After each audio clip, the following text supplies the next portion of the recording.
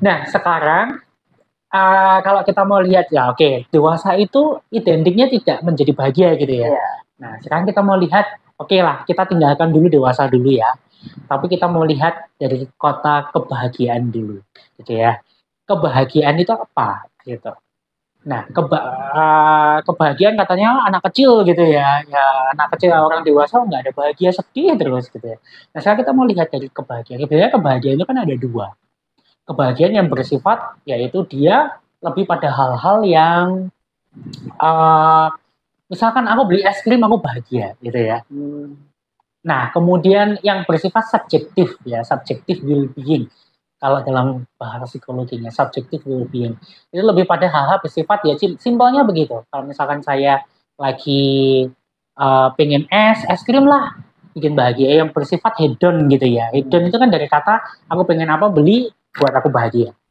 Tapi sebenarnya yang kita arah itu bukan itu. Kebahagiaan yang bersifat psychological well-being. Kebahagiaan yang bersifat pada makna. Misal nih, seperti ini, ketika aku berbagi ilmu, ketika Mas Haris berbagi ilmu, di situ kan, oh ilmuku ternyata bisa membawa manfaat orang lain. Misalnya. Nah, itu yang harusnya dikejar. Nah, jadi sebenarnya kita selama ini keliru untuk mendefinisikan kebahagiaan ya. Nah, kebahagiaan selalu diukur dengan uang, materi dan lain sebagainya. Kemudian dikaitkan dengan orang dewasa. Nah, dewasa itu bukan berarti bahagia yang lebih kepada usia materi, bukan itu, tetapi dewasa yang dia bisa menghadapi masalah, kemudian dia bisa berstrategi dalam menghadapi masalah, dan dia bisa mencapai kebahagiaan yang bersifat psychological well-being. Itu yang harus tujuan kita goalnya ke sana. Oke, mungkin kita masih muda lah, tapi bagaimana kita bisa memaknai hidup ini? Itu yang harus kita capai. Sulit ya, sulit, ya kan? Katakanlah Mas Haris lah, masih muda tapi berani loh, maksudnya membuat konten ini, kemudian bisa menginspirasi orang, walaupun sederhana misalkan gitu ya, walaupun ya pasti punya masalah di dalam keluarga, tapi tetap struggling untuk gimana nih bangkit, gimana nih ini bisa acara ini bisa berdiri, tetap jalan. Nah itu adalah PWB, psychological well-being. Itu adalah dewasa gitu sih. Jadi dewasa itu bukan hal-hal yang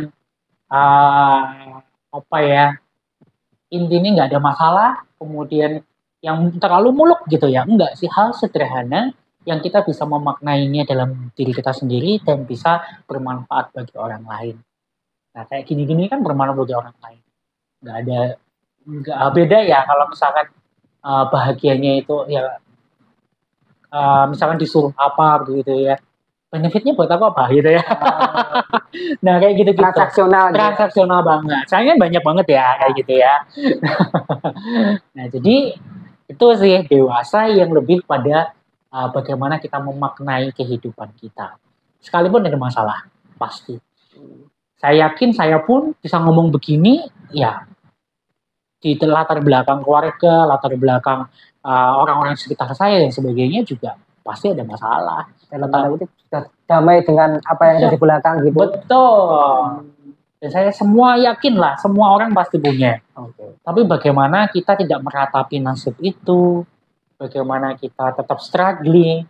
Nah, kalau bahasa psikologinya resilience, punya daya tahan banting, daya tahan, ya.